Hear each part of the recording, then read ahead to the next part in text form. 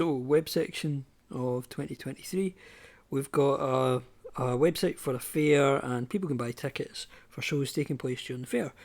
The web page for the Bracken stage is shown below, and we've got the screenshot of a web page, and then it says state 2 reasons why it is not fit for purpose.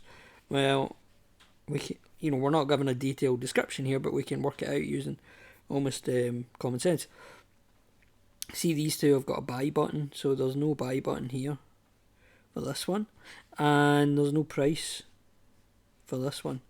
And the other thing that's a bit more subtle is each one of them has got a name. It's got a link underneath. That's missing from this.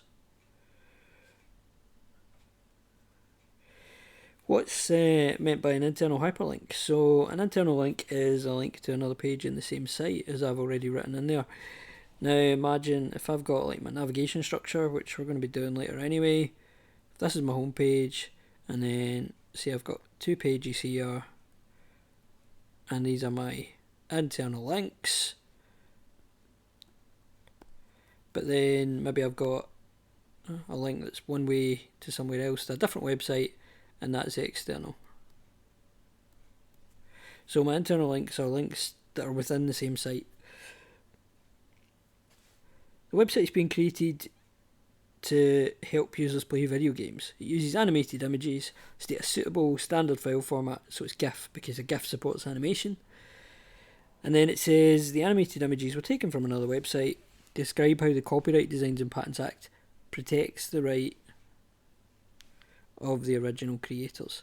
So that's an important point here. Sometimes this question has been asked from the point of view of what you can and can't do as the user, but this is from the point of view of the creator, the person who owns the images or took the images in the first place. So the creator could refuse permission for other people to use it, or they have the right to be paid. So they could ask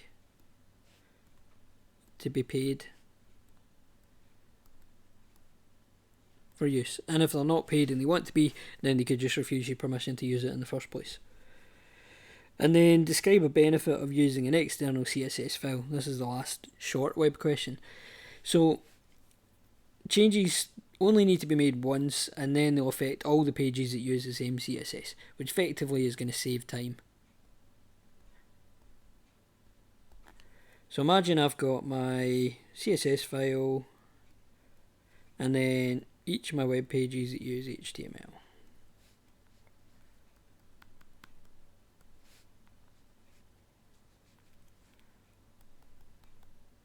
So I define this CSS once, and they're all linked, and then if I make a change on here, that'll automatically change every page that is using that CSS. So if I've got a website that's got 20 pages and I decide that I want to change the font for all the headings, then I'll only need to make that change once, and that's going to save me time compared to if I was using internal CSS. So this is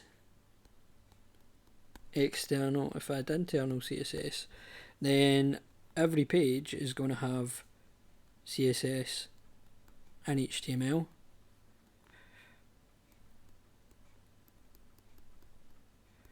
And if I only make a change here, then it's only going to affect this page. It's not going to affect other pages because they don't use the same CSS.